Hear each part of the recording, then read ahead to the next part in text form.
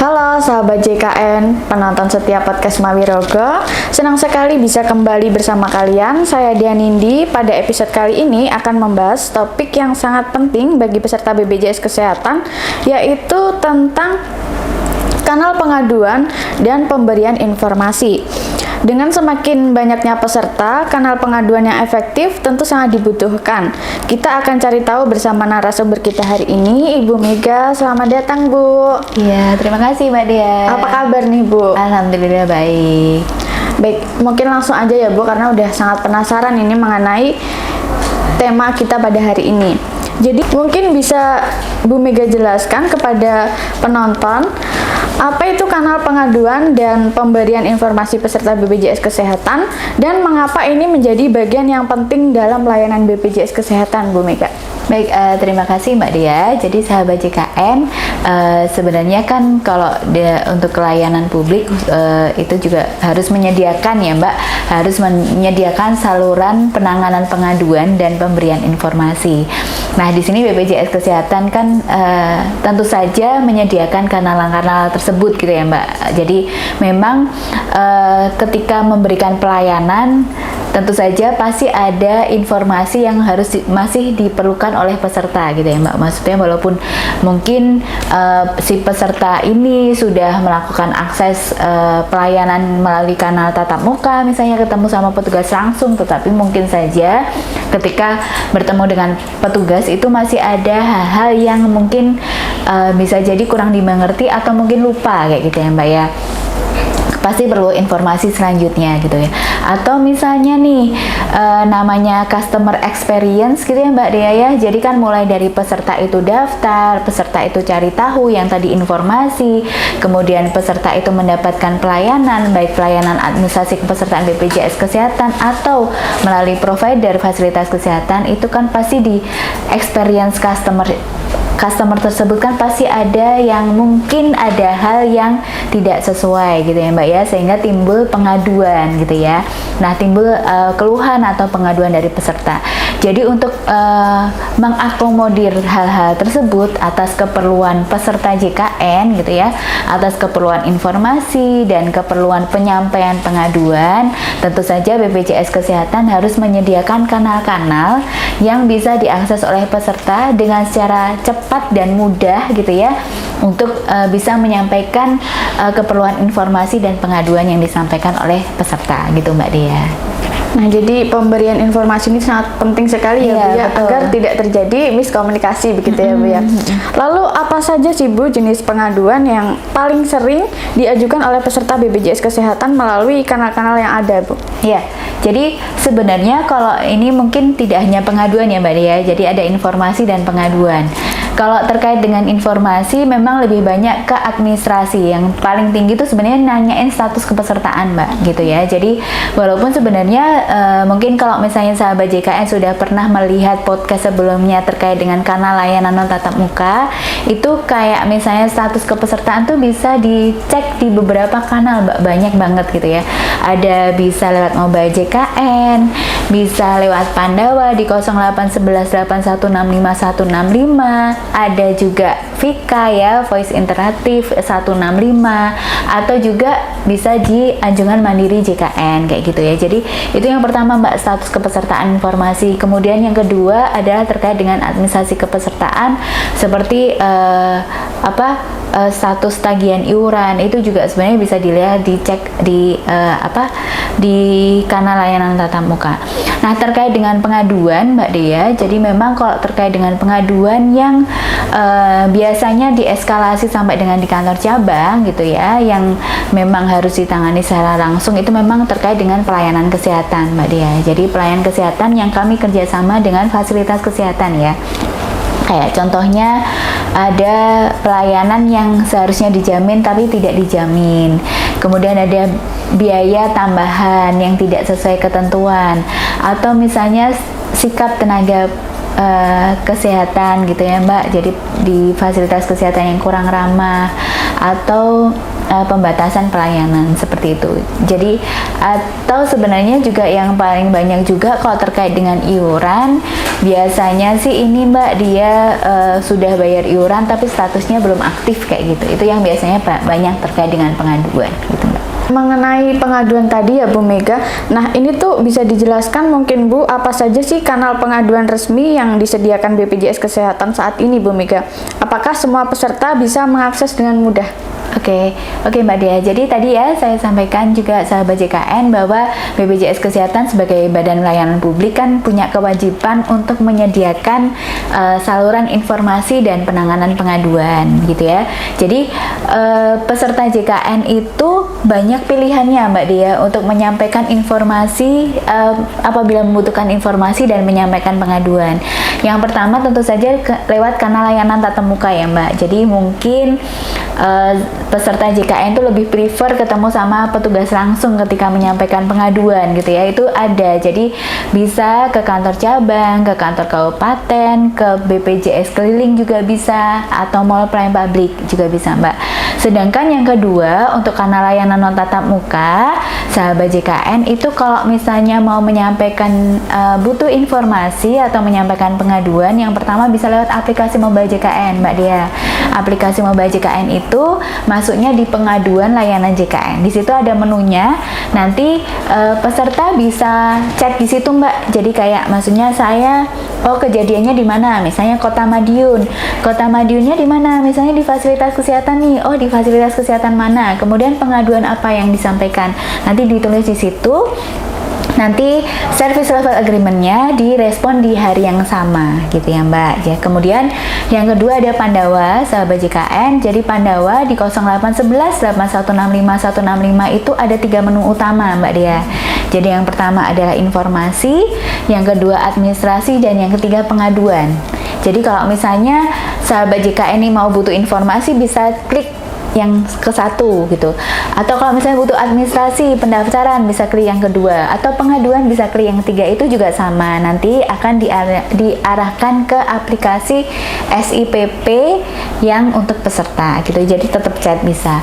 Kemudian bisa lewat care center 165 lewat telepon Mbak Dia. Jadi telepon ke care center 165 selama 24 jam itu bisa disampaikan di situ kalau misalnya butuh informasi atau pengaduan yang disampaikan kayak gitu Mbak Dia. Lalu untuk mekanismenya sendiri Bu, apakah ada mekanisme tertentu yang harus dilalui oleh peserta ketika mengajukan pengaduan tersebut Bu Mega? Sebenarnya kalau kami ini ya sahabat JKN, kalau misalnya terkait dengan pengaduan khususnya yang berhubungan dengan pelayanan di fasilitas kesehatan Mbak, misalnya nih contohnya ada biaya tambahan yang di luar ketentuan gitu ya.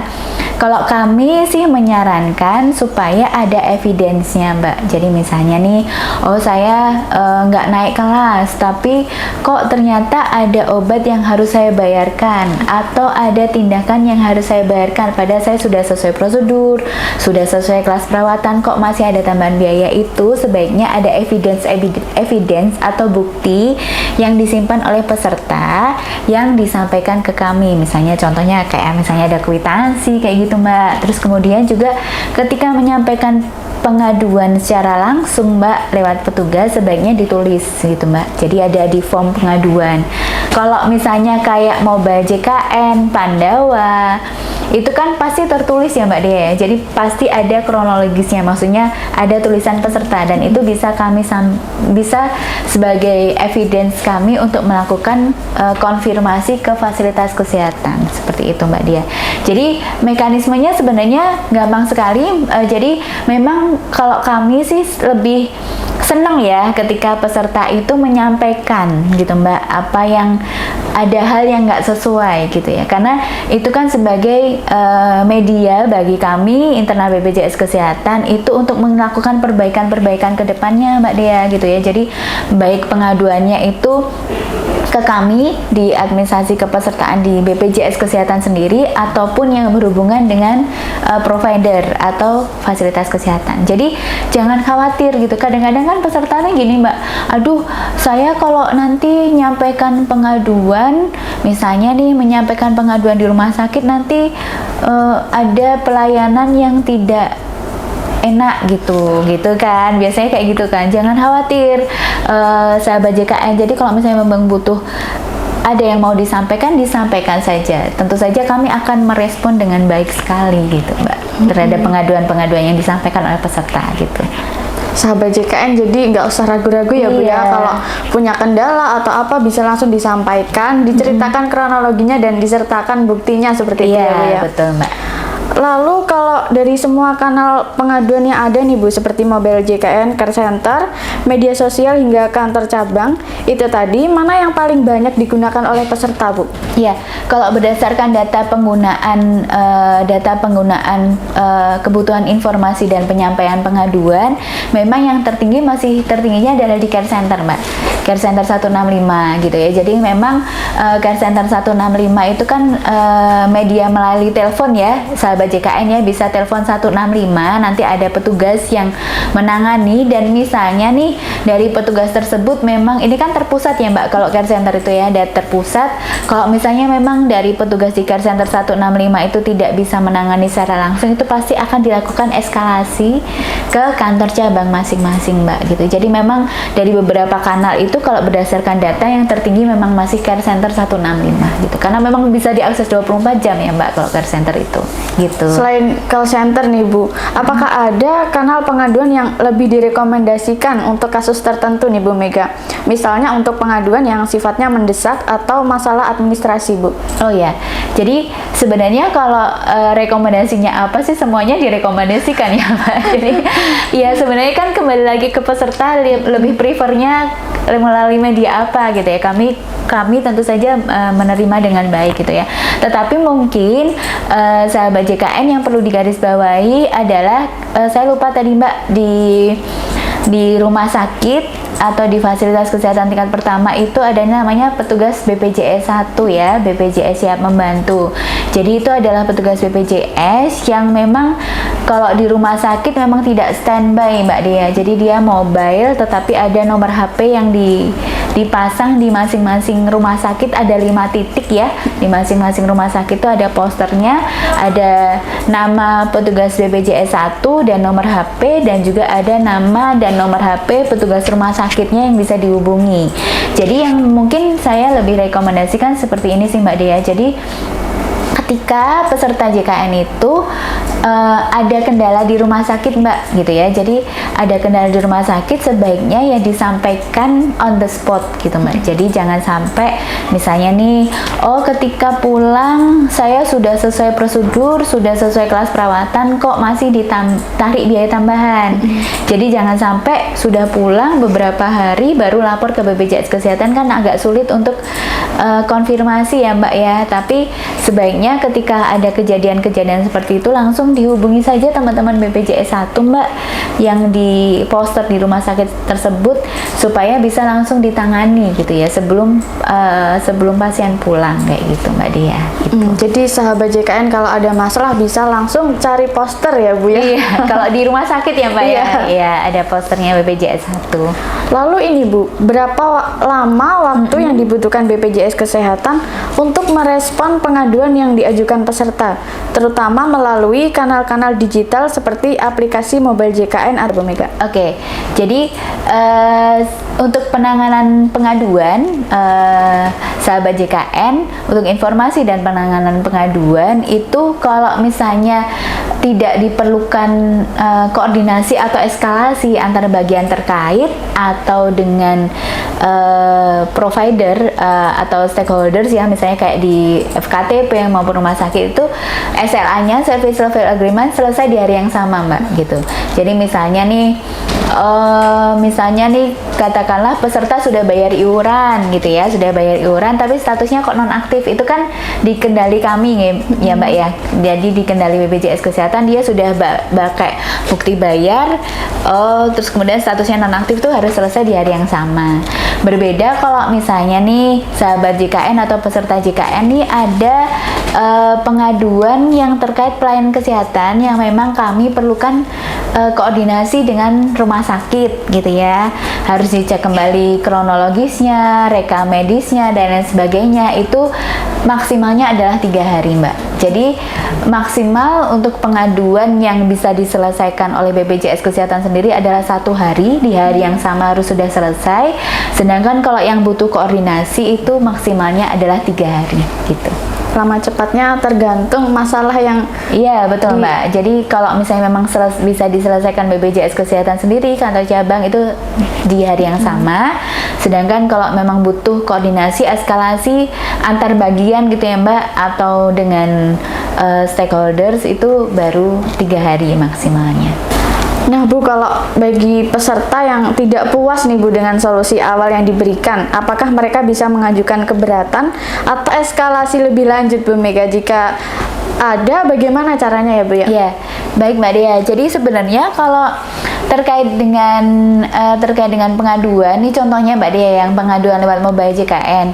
Jadi mobile JKN itu kan seperti kayak kita chat gitu ya Mbak ya sama petugas ya. Jadi misalnya nih peserta itu menyampaikan pengaduan atau butuh informasi di hari yang sama gitu ya, sudah di reply gitu ya, sudah dijawab oleh petugas di hari yang sama. Kemudian ternyata mungkin besok dia atas jawaban petugas ini saya kurang puas gitu, dia bisa balas lagi Mbak. Jadi bisa terus balas kayak gitu. Jadi misalnya dia masih belum puas ya nanti dibalas. Tapi sebenarnya untuk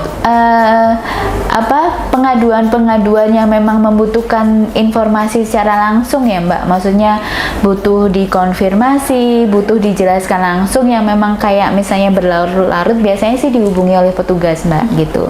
Jadi yaitu tadi Mbak, bahwa kan kalau di BPJS Kesehatan adalah fokus utamanya adalah kepuasan peserta ya sahabat JKN. Jadi memang kalau misalnya memang atas informasi atau hasil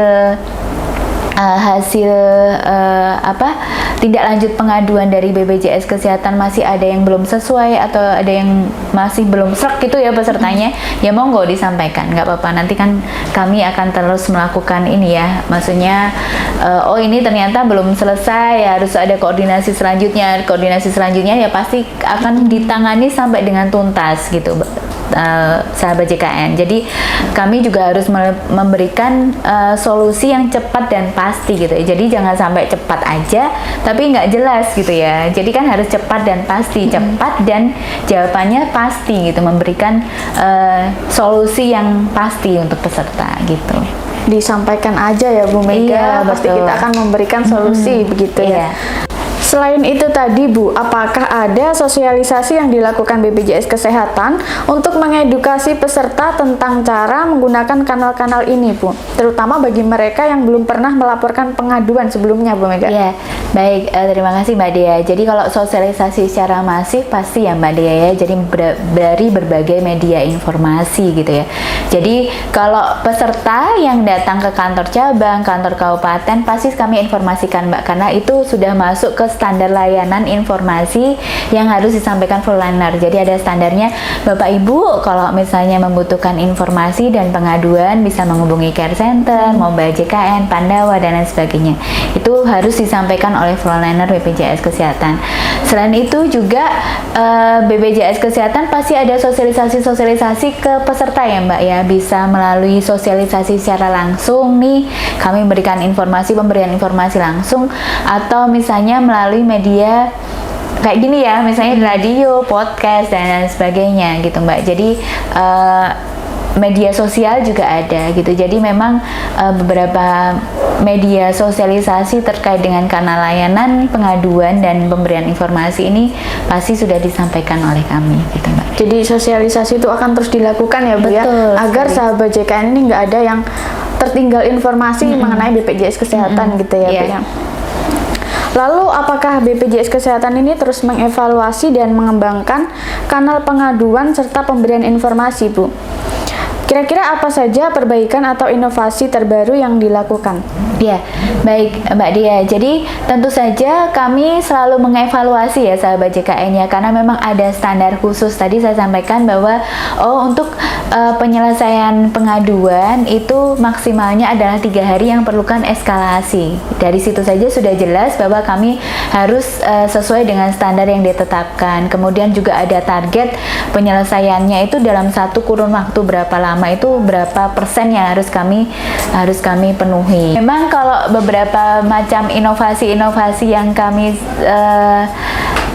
yang kami kembangkan, tentu saja itu tadi Mbak Dea, ada beberapa kanal layanan non tatap muka. Tentu saja kalau ketika dari beberapa kanal layanan tatap muka dan non tatap muka itu masih ada yang kurang ya Mbak Dea, itu kan tetap nanti akan ada perbaikan ke depannya gitu. Makanya tentu saja kami menganggap perlu sekali adanya itu tadi Mbak, masukan-masukan dari peserta gitu ya Mbak. Maksudnya informasi apa saja yang diperlukan oleh peserta, pengaduan apa saja yang disampaikan oleh peserta. Jadi dari informasi dan pengaduan yang disampaikan oleh peserta itu kami bisa menemukan opportunity for improvement-nya gitu Mbak. Jadi saya dari peserta ini yang kebanyakan menyampaikan pengaduan ini, berarti saya harus, bukan saya ya, maksudnya BPJS Kesehatan harus punya improvement apa saja gitu, entah itu cara menangani pengaduan ataupun kanal layanan yang disampaikan, atau mungkin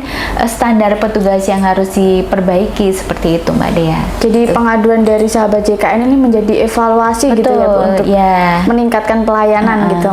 Lalu apakah ada rencana nih Bu untuk memperluas atau menambah kanal pengaduan dan informasi di masa depan Bu Mega? Misalnya dengan teknologi AI atau chatbot untuk mempercepat respon Bu? Ya, memang kalau beberapa macam inovasi-inovasi yang kami